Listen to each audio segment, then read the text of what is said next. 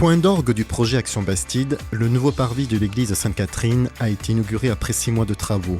Les 2500 m² d'esplanade, entièrement habillés d'un dallage en pierre, redonnent à l'église toute sa superbe et offrent aux passants un agréable espace piétonnier.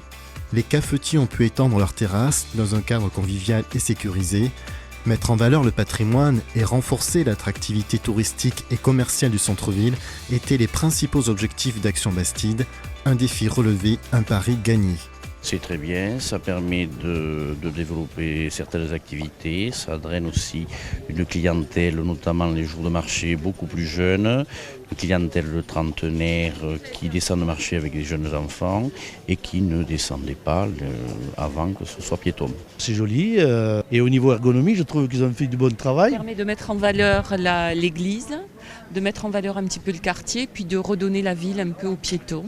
Je trouve que c'est intéressant. Et en plus, c'est joliment fait. Ça permet d'avoir un espace très agréable où on peut se promener. Là, maintenant, on peut prendre un café là, sur le parvis. Je pense que ça va se développer, qu'il va y avoir une adaptation, je pense, du commerce autour de cette église qui permettra d'avoir des espaces particulièrement agréables. Dernière réalisation du projet Action Bastide achevée en 2011, la création d'une roseraie rive gauche aux abords de l'église Saint-Étienne. Baptisé Jardin des Secrets, ce nouvel espace public de 700 m² a été réalisé dans le cadre de l'aménagement du pourtour de l'église Saint-Étienne, dont le parvis sera entièrement refait cette année.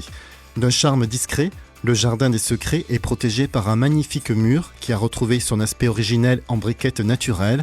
Avec ses 450 rosiers blancs et roses, le Jardin des Secrets, conçu dans l'esprit des jardins d'autrefois, s'impose désormais comme le lieu de quiétude par excellence, où chacun peut profiter des subtiles senteurs qui se dégagent des plantations.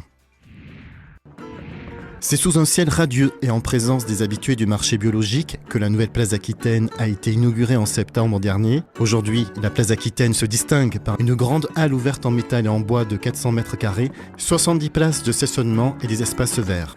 Au début, on n'était pas très chaud, pour tout dire, parce qu'on avait un stand avec un parasol bien voyant. On se disait, bon, qu'est-ce que ça va donner? Et puis finalement, dès la première fois on est venu ici, on s'est aperçu. Bon, on peut venir toutes les semaines, même s'il pleut. Donc ça, c'est un gros avantage avec le produit qu'on vend, puisque les savons n'aiment pas la pluie. Je trouve que le marché est bien organisé. Ça nous permet de circuler entre les rangs, c'est très agréable. L'espace est plus convivial, je trouve. Enfin, disons, la disposition des stands au carré, ça permet une convivialité entre les producteurs et puis une fluidité avec, donc pour le public.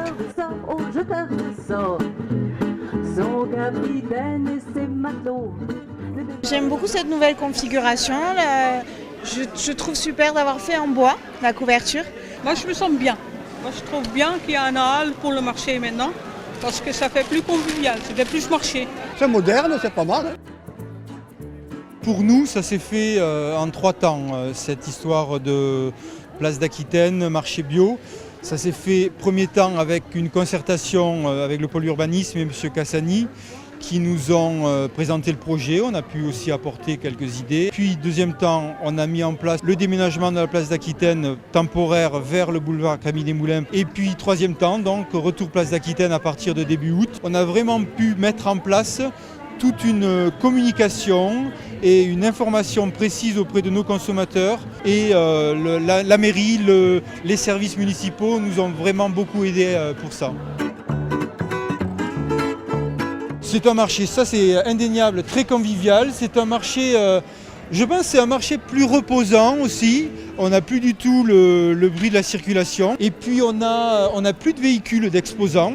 On se retrouve avec un groupe de producteurs sur le marché bio plus ramassé, plus compact, avec possibilité donc peut-être de se poser plus. Les consommateurs peuvent s'arrêter peut-être plus longtemps. Et puis bon, c'est évident, hein, on est à l'abri, on est au sec là.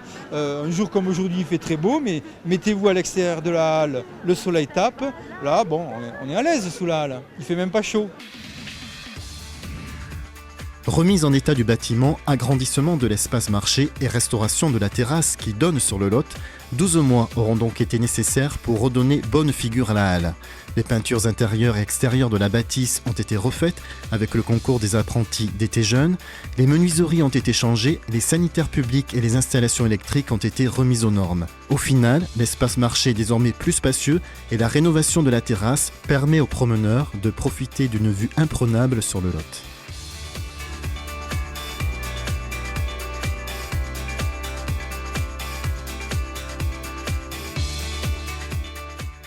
Le problème du stationnement en centre-ville est un problème qui de tout temps a toujours été très difficile à résoudre. La raison en est assez simple, c'est qu'il n'existe pas de surface foncière suffisamment grande en centre-ville pour réaliser un parking de surface et qu'un parking souterrain ou un parking aérien représenterait des coûts insupportables pour une municipalité comme Villeneuve-sur-Lot. Nous avons donc estimé qu'il fallait permettre, pour une même surface, l'accueil de davantage de véhicules en centre-ville. Et c'est la raison de la politique tarifaire qui prévoit la gratuité en centre-ville pour les véhicules dès lors qu'ils stationnent moins d'1 heure, avec des pénalités dissuasives ensuite si le stationnement excède ce laps de temps. Au-delà du centre-ville, il existe une deuxième zone au sein de laquelle le stationnement autorisé est plus long, 2 heures, et naturellement payant. Existe une troisième zone avec également un stationnement payant et moins onéreux car plus éloigné du centre-ville. Et enfin une quatrième zone en périphérie, il s'agisse du parking de la mairie ou du parking des Fontanelles, où là le stationnement est gratuit et illimité. L'objectif de ces différentes zones, elle est de plusieurs ordres. Le premier est avant tout d'accompagner l'attractivité commerciale du centre-ville en essayant de favoriser la rotation des véhicules. Deuxième point, c'était aussi de permettre aux différentes catégories d'usagers de trouver une réponse adaptée à leurs achats en proposant des offres de stationnement adaptées. Donc la zone chrono pour les achats de très courte durée, la zone presto pour des achats un petit peu plus longs, ou des démarches administratives, notamment sur les boulevards. Et enfin la zone tempo pour permettre aux usagers qui ont des courses un peu plus longues à faire de stationner un peu plus longuement en centre-ville. Parallèlement à la mise en place du nouveau plan de stationnement, la ville a procédé en juillet dernier à la réfection du parking de la République qui a subi ces dernières années d'importantes dégradations. Les travaux d'aménagement du parking de la République ont été nécessités par la qualité du revêtement qui était fortement dégradé et de la distribution des places qui n'était pas cohérente par rapport au platan notamment. Donc on a décidé de refaire la distribution complète, y compris de retravailler les accès et les sorties du parking. Donc ça a consisté à refaire le revêtement de la chaussée.